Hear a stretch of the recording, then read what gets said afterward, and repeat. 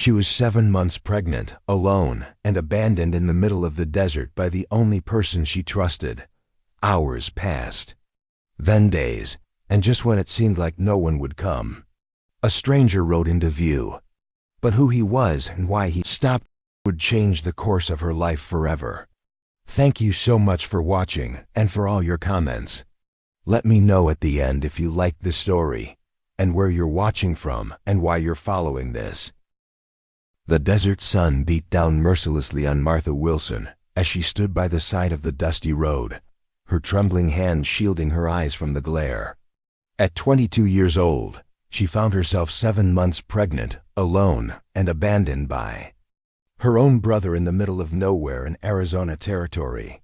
1885. The stagecoach that had dropped them off at this desolate crossroads had disappeared hours ago, leaving nothing but a trail of dust and broken promises. "I'll be back with help, Martha," her brother Thomas had said, before walking away toward the distant town. "Just wait here. It's not safe for you to walk in your condition." That had been yesterday morning. As the second day of waiting crawled toward afternoon, Martha's throat had grown parched, her small canteen long empty. The baby inside her kicked restlessly, a painful reminder of her responsibility to stay alive not just for herself. "He's not coming back, is he?" she whispered to the empty road, tears welling in her eyes. The truth had been settling in her mind. Since nightfall yesterday, Thomas had never approved of her pregnancy out of wedlock. Their parents' deaths had left him as her only family, but his religious fervor had turned to disgust when she refused to name the father. Martha sat carefully on her trunk, adjusting her plain cotton dress over her swollen belly. The meager supplies. Thomas had left her a half loaf of bread, some dried beef, and the now empty canteen had sustained her through the night, but hunger gnawed at her insides. "We'll figure something out," she murmured to her unborn child, trying to believe her own words. "Someone will come along this road eventually." The distant sound of horse hooves made her heart leap. Martha struggled to her feet, smoothing her disheveled hair and squinting down the road. A single rider approached, his form wavering in the heat rising from the dusty trail. As he drew closer, she could make out a broad-shouldered man atop a chestnut mare, his face shadowed by a wide-brimmed hat. Martha hesitated, remembering all the warnings about strangers, especially men, on the frontier. But desperation outweighed caution. She raised her hand in greeting, praying this stranger might be her salvation rather than another threat. The rider slowed his horse, studying Martha with careful eyes. He was older than she'd first thought, perhaps in his early 40s, with a weathered face etched by sun and time. His clothes were dusty but of good quality, marking him as neither destitute nor ostentatiously wealthy. "Ma'am," he said, tipping his hat. "James Cooper. Might I ask what brings a lady in your condition to be waiting alone at this crossroads?" Martha swallowed hard, unsure how much to reveal. "My brother and I were traveling to Tucson. He went ahead to get help, but hasn't returned. I'm Martha Wilson." The man's eyes narrowed slightly, taking in her situation with a quick assessment. "When did he leave you here?" "Yesterday morning," she admitted, her voice cracking. James Cooper dismounted slowly, keeping a respectful distance. "Miss Wilson, I don't mean to alarm you, but there's nothing but open country for 15 miles in the direction your brother went. No town, no settlement." He paused, choosing his words carefully. "I fear he may not be planning to return." The truth Martha had been avoiding crashed over her. She staggered slightly, one hand going to her belly as tears spilled down her dust-streaked cheeks. "Please," she whispered, "I have nowhere to go." Cooper removed his hat, revealing graying hair and kind eyes that had seen much of life's hardships. "My ranch is about 3 hours' ride from here. My wife passed 5 years ago, but my daughter Ellen lives with me. You'd be welcome to stay until you—" He glanced at her condition, "until you figure out your plans." Martha studied his face, searching for any sign of deception or ill intent. She found only a straightforward compassion that seemed genuine. "Why would you help a stranger?" she asked. Cooper replaced his hat, a shadow passing over his features. "My own sister was once in a situation not unlike yours. No one stopped to help her." He didn't elaborate further, but the pain in his voice told Martha enough. "I have some money," she offered, dignity prompting her to avoid complete charity. "We'll discuss all that later," Cooper said, helping her gather her meager belongings. "Right now, let's get you and your little one out of this heat and somewhere safe." As he secured her trunk to his horse and helped her carefully mount, Martha felt the first glimmer of hope in months. She didn't know what awaited her at Cooper's ranch, but it had to be better than dying alone by the roadside, a fate her own brother had seemingly condemned her to. The horse moved at a gentle pace beneath them, Cooper careful not to jostle his pregnant passenger as they headed west into the afternoon sun, leaving the crossroads and Martha's abandoned past behind them. The Cooper ranch appeared on the horizon as the sun began its descent, a modest homestead nestled against the backdrop of distant mountains. Martha, exhausted from the journey and the emotional toll of her abandonment, felt a mixture of relief and apprehension as they approached. "It's not much," James Cooper said, his voice carrying a note of apology, "but it's peaceful. Good water from our own well, and the land treats us fair enough most years." Martha took in the whitewashed two-story house with its wide porch, the barn and corral off to one side, and several outbuildings clustered nearby. A small garden plot showed signs of careful tending, and chickens scratched in a fenced yard. It was humble but well-maintained, the home of someone who took pride in what they had built. "It looks wonderful," she said sincerely, her parched throat making her voice raspy. As they rode into the yard, the front door of the house swung open. A young woman with her dark hair pulled back in a practical braid stepped onto the porch, wiping her hands on an apron. She looked to be about Martha's age, perhaps a year or two older. "Pa?" she called, her expression curious as she spotted Martha. "I wasn't expecting you back until tomorrow." Cooper dismounted and helped Martha down carefully. "Ellen, this is Miss Martha Wilson. She's in need of shelter for a while." His tone carried a weight that communicated there was more to the story. Ellen's eyes widened slightly as she took in Martha's condition, but her face quickly softened. "Of course. Come inside, Miss Wilson. You look like you could use some cool water and a place to sit."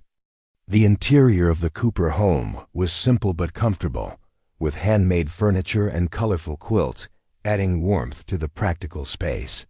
Martha sank gratefully into a chair at the kitchen table as Ellen poured water from a pitcher. "Drink." "Slowly," Ellen cautioned, setting the cup before her. "You look half parched." Martha sipped the water, fighting the urge to gulp it down. "Thank you. You're very kind to take in a stranger." James hung his hat on a peg by the door. "Ellen, Miss Wilson's brother left her by the crossroads at Miller's Point yesterday morning." Ellen's expression darkened. "Left her? A woman in her condition?" She shook her head in disbelief. "Some brother, Thomas. He never approved of." "My situation," Martha explained hesitantly.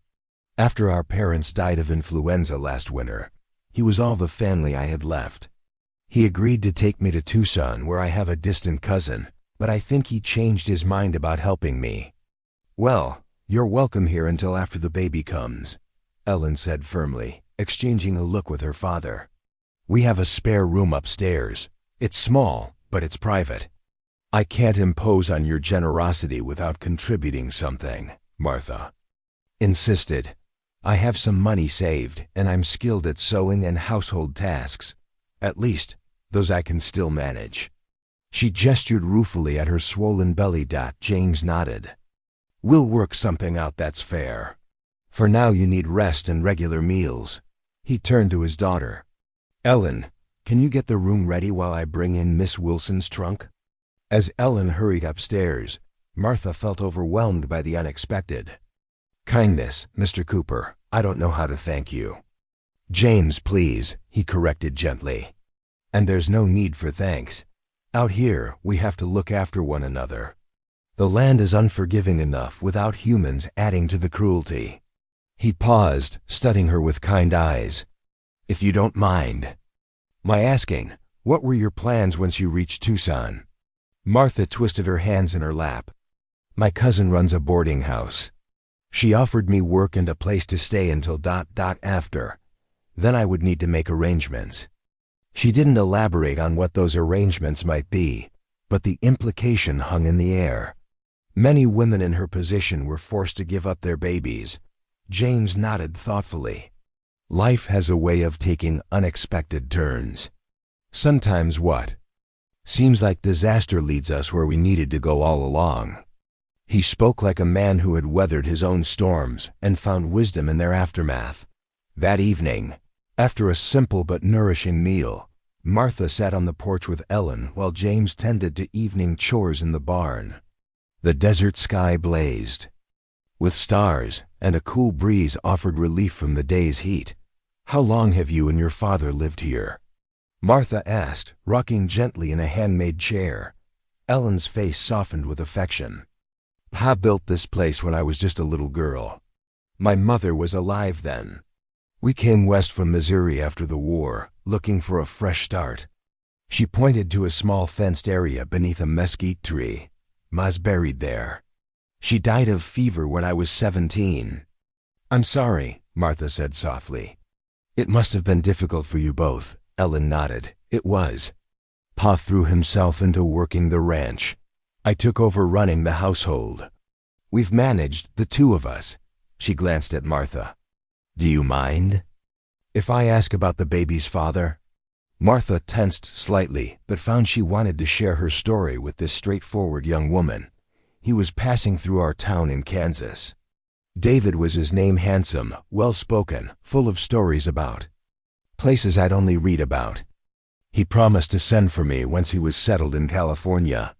She sighed. "I was naive enough to believe him." "Men can be disappointing creatures," Ellen said without bitterness, just a pragmatic acceptance. "Not all of them," Martha replied, thinking of James Cooper's kindness. "Your father is a good man." "The best," Ellen agreed, looking toward the barn where lantern light glowed. "Though he's carried his own sadness since Ma died. It'll be nice having another person around." She smiled warmly at Martha, especially with a little one on the way. This house could use some new life. As Martha prepared for bed in the small but comfortable room the Coopers had provided, she felt the baby move within her. For the first time in months, the movement brought a sense of possibility rather than dread. Perhaps here, in this unexpected place with these kind strangers, she might find more than temporary shelter. She might find a way forward. 3 weeks passed quickly at the Cooper Ranch. Despite her advanced pregnancy, Martha insisted on contributing to the household, taking over much of the cooking and mending while Ellen handled the more strenuous tasks. The arrangement worked well, with Martha finding comfort in the routine and purpose of daily life. James Cooper proved to be a man of few words but consistent actions. Each morning he rode out to tend to his modest herd of cattle or work the fields, returning at midday for a meal before heading out again until sunset. He treated Martha with unfailing respect, never prying into her past beyond what she volunteered that one evening. As Martha sat on the porch, shelling peas while the sunset painted the desert in gold and crimson, James joined her, settling into the chair beside her with a contented sigh. "You've brought a nice change to our home, Martha," he said, using her first name as had become their custom. "Ellen seems happier having another woman to talk with." Martha smiled, her hands continuing their rhythmic work. "I'm the one who should be grateful. I don't know what would have become of me if you hadn't come along that day." James was quiet for a moment, watching the distant mountains. "I've been thinking about your situation," he finally said. "Have you given thought to what comes after the baby arrives?" Martha's hands stilled. This was the question she had been both expecting and dreading. I suppose I should continue to my cousins in Tucson, as planned. Though the thought of giving up my child ... double quotes her voice caught. Is that what you want? James asked simply. No, Martha whispered, tears welling in her eyes. But what choice do I have? An unmarried mother has few prospects. My brother made that abundantly clear. James turned to face her directly. There are always choices, Martha. They may not be easy ones, but they exist. He hesitated, then continued with careful deliberation. Ellen and I have discussed this. We'd like to offer you a more permanent arrangement here, if you're amenable. Martha looked up in surprise. What sort of arrangement? The kind that would give you and your child a home, and us the help we need around here. His weathered face was earnest. This ranch is too much for just Ellen and me, but we've managed because we had to. With another set of hands, and eventually a growing child to help with lighter tasks, we could make this place truly thrive. You'd want us to stay? Even with the scandal of... She gestured to her condition. James's expression hardened slightly. Martha, out here people mind their business if they know what's good for them. The nearest neighbors are 5 miles away, and they've got their own troubles to worry about. The town's a half-day's ride. No one needs to know your history unless you choose to share it. Martha felt a wave of emotion wash over her. That's incredibly generous, but I wouldn't want to be a burden. Not a burden, a partner, James corrected. You'd have a share in what we build here, a future for yourself and your child. He paused, then added quietly, Ellen never married. Says she hasn't met a man worth the trouble. And me, well, I never found anyone who could take Sarah's place. We're a family of sorts, but there's room for it to grow. The baby kicked forcefully, as if offering an opinion on the matter. Martha placed a hand on her belly, considering the unexpected path her life had taken. I'd like that very much, she finally said. Her voice steady despite the emotion behind it. James smiled, the expression transforming his serious face. Good, that's settled then. The following days took on a new sense of purpose as Martha began to think of the Cooper Ranch as home rather than a temporary haven. She and Ellen spent afternoons preparing for the baby's arrival, converting a small alcove off Martha's room into a nursery space with a cradle James had crafted in the evenings.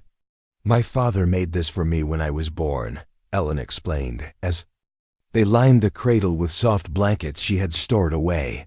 He's been keeping it all these years, though. I suspect he'd given up hope of grandchildren. Martha ran her fingers along the smooth wood, noting the intricate carvings of desert flowers along the sides. It's beautiful, she murmured. Your father is a man of many talents. Ellen nodded, a knowing look in her eyes.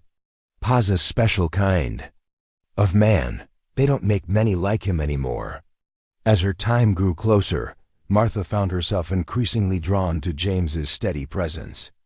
In the evenings, while Ellen worked on her correspondence with a school friend who had moved to California, Martha and James often sat together on the porch, sometimes talking, sometimes simply sharing comfortable silence as the stars emerged. Overhead, did you always want to be a rancher? She asked one such evening, curious about the path that had led into this place. James considered the question. Not always. I trained as a carpenter back in Missouri. Fought for the Union during the war. His expression clouded briefly. Saw enough of man's cruelty to last several lifetimes. When it was over, Sarah and I wanted something different: open spaces, honest work, land of our own. He gestured to the darkening landscape around them. This territory isn't easy, but it's honest. The land doesn't lie to you or betray you. It gives back what you put in, more or less. It must have been difficult, carrying on after you lost her, Martha said softly. James nodded. The hardest thing I've ever done. But I had Ellen to think about, and this place Sarah loved it so. Giving up would have dishonored her memory. He glanced at Martha. Life rarely goes as planned, But sometimes what we get instead turns out to be exactly what we need. The quiet understanding in his eyes made Martha's heart beat faster. She wondered if he too felt the connection growing between them, a tentative bridge built of shared meals and conversations, small kindnesses and unspoken understandings. Before she could respond, a sharp pain gripped her abdomen. Martha gasped, clutching the arms of her chair. James was immediately alert. "Martha, is it time?" She nodded, unable to speak as the contraction intensified, then gradually released its hold. "I think so," she managed once she could breathe again. "But it's too early, only just 8 months." "Babies come when they're ready," James said calmly, helping her to her feet. "Ellen," he called toward the house. "It's starting." The next hours passed in a blur of pain and focused effort. Ellen, who had assisted at several births in the area, took charge with quiet competence, directing her father to heat water and prepare clean linens before sending him to wait downstairs. "Women's work now," she told him firmly. "We'll call if we need you." Through the long night, as Martha labored to bring her child into the world, Ellen remained a steady presence, wiping her brow, offering encouragement, guiding her through each contraction with practiced wisdom. "You're doing wonderfully," she assured Martha as dawn approached. Not much longer now. With a final, tremendous effort, Martha felt her child slip into the world, followed immediately by the miraculous sound of angry crying. "A girl," Ellen announced, her voice thick with emotion as she wrapped the tiny red-faced infant in a soft blanket. A perfect little girl. When Ellen placed the swaddled baby in Martha's arms, the world seemed to stop. The tiny face, eyes squeezed shut against the new brightness, the perfect miniature fingers curling and uncurling. Martha was overwhelmed by a love so fierce it took her breath away. "Hello, little one," she whispered, tears streaming down her face. "I'm your mother." Later, when both mother and child had been cleaned and settled, James was permitted to enter. He approached the bed almost reverently, his expression softening as he gazed at the newborn nestled against Martha's breast. "She's beautiful," he said simply, "like her mother." Martha looked up, meeting his gaze. What she saw there, tenderness, admiration, and something deeper, gave her the courage to ask the question that had been forming in her heart. "Would you like to hold your granddaughter?" she asked softly. James's eyes widened in surprise, then filled with emotion as he understood her meaning. Carefully, he took the tiny bundle, cradling her with the practiced ease of a father. "Hello, little Sarah," he murmured, glancing at Martha for confirmation of the name they had discussed in those quiet evening conversations. Martha nodded, her heart full. "Sarah Ellen Wilson Cooper," she amended, "if that's agreeable." From the doorway, Ellen wiped away tears of her own. "More than agreeable," she said. "It's perfect." As the morning sun filtered through the curtains, illuminating the new family gathered in this simple bedroom, Martha knew with absolute certainty that her brother's cruel abandonment had led her exactly where she was meant to be all along. The seasons changed, painting the desert landscape in subtle shifts of color and light. Little Sarah thrived under the devoted care of her mother and the adoring attention of James and Ellen. By her first birthday, she was toddling determinedly around the ranch house, her dark curls bouncing with each step, her laughter brightening even the hardest days. Martha stood at the kitchen window, watching James swing Sarah up onto his shoulders while Ellen clapped in encouragement. The scene brought a warmth to her heart that she never could have imagined that desperate day by the roadside. "That's it, Sarah girl," James called as the child squealed with delight. "You'll be riding your own pony before we know it." The past year had transformed the Cooper Ranch. With Martha's practical management of household affairs, Ellen had been able to expand their garden and start a small business selling preserves and honey in town. James, freed from some of the daily concerns of running the household, had added to their cattle herd and improved the irrigation system for their fields. More significantly, the emotional atmosphere of the home had changed.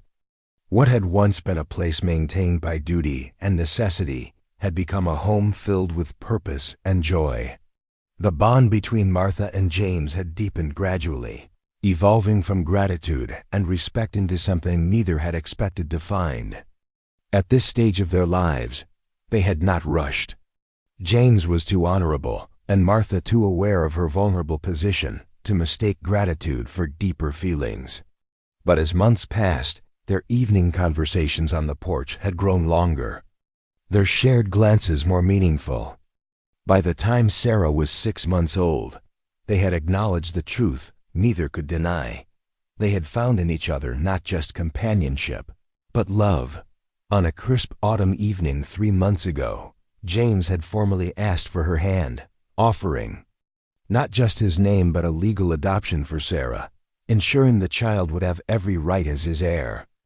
They had married in a simple ceremony at the ranch with only Ellen, Sarah, and the circuit-riding preacher as witnesses. Now, as Martha prepared the evening meal, she reflected on how completely her life had transformed from despair to contentment.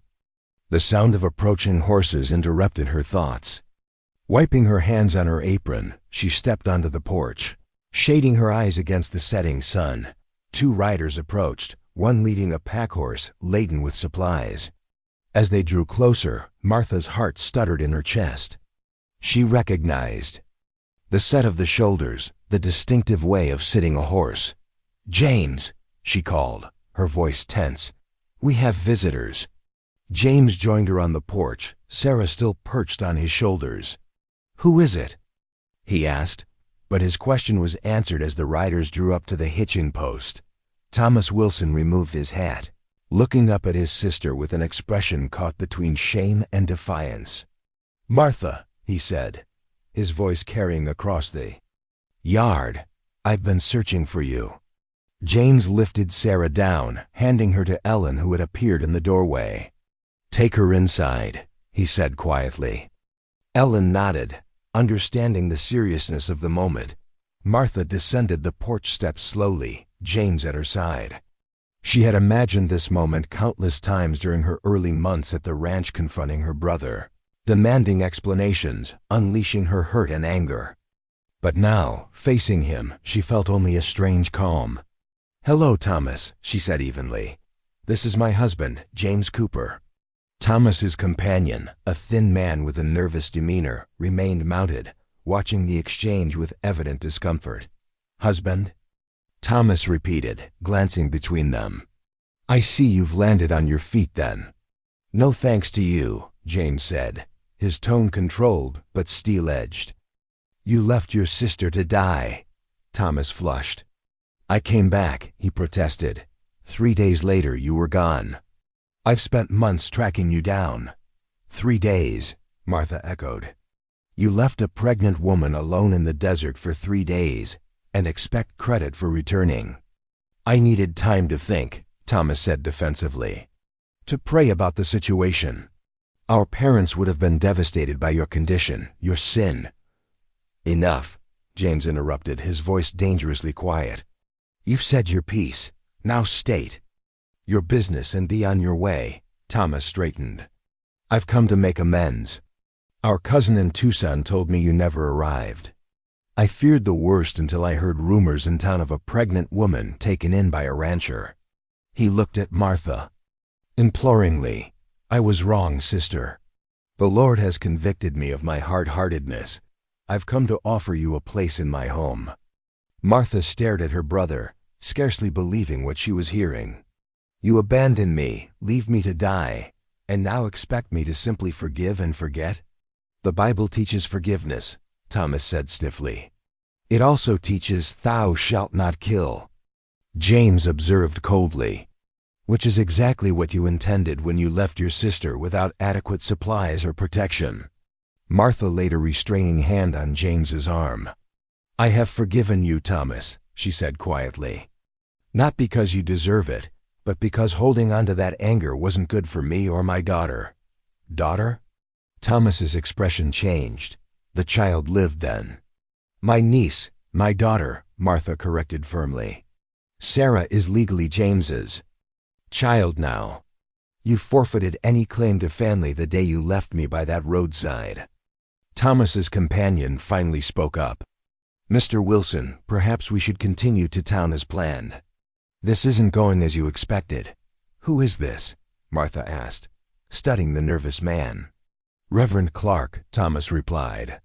From my church in Kansas. He's accompanied me on this journey of reconciliation. The Reverend nodded uncomfortably. Mrs. Cooper, your brother has expressed deep remorse for his actions. While I cannot condone what he did, I believe his desire to make amends is sincere. Martha considered this. Despite everything, Thomas was her only blood relation besides Sarah. You may water your horses, she finally said, and I'll pack some food for your journey. But I won't be returning with you, Thomas. My home and family are here now. Thomas opened his mouth as if to argue, then closed it again, looking deflated. You seem... Well, he said awkwardly. I am well, Martha confirmed. Better than I've ever been. She turned to James. Would you show them where to water their horses? I'll prepare something for their journey. As Martha returned to the house, Ellen met her in the doorway, Sarah on her hip. Are you all right? She asked softly. Martha looked at her daughter then. Back at the man who had once abandoned them both, now looking lost and diminished as James directed him toward the water trough. Yes, she said with quiet certainty. I truly am. Later that evening, after Thomas and the Reverend had continued on their way with provisions, but without the reconciliation Thomas had envisioned, Martha and James sat on their porch as they did most evenings. Sarah slept peacefully indoors, and the desert night wrapped around them like a familiar blanket. You handled that with more grace than he deserved, James observed, taking Martha's hand in his. Holding on to anger would only have given him power over me still, Martha replied. And I meant what I said. I have forgiven him. Not for his sake, but for mine and Sarah's. She squeezed James's hand. And for ours, James nodded thoughtfully. When I found you that day, I was only trying to help someone in need. I never imagined how completely you would change our lives. For the better, I hope, Martha said, leaning against his shoulder. In every way, James assured her. Ellen says the house finally feels like a home again. And as for me... He turned to face her, his expression earnest in the fading light. You've given me a second chance at happiness I never thought I'd have. Martha thought of the desperate young woman she had been, abandoned and afraid, certain her life was over before it had properly begun. How could she have known that what seemed like an ending would prove to be just the beginning? Sometimes, she said softly, the worst day of your life can lead you to the best ones, if you just hold on long enough to see what comes next. As the stars emerged above the desert they both loved, Martha Wilson Cooper gave thanks for wrong turns, unexpected kindness, and the strange, winding path that had led her home.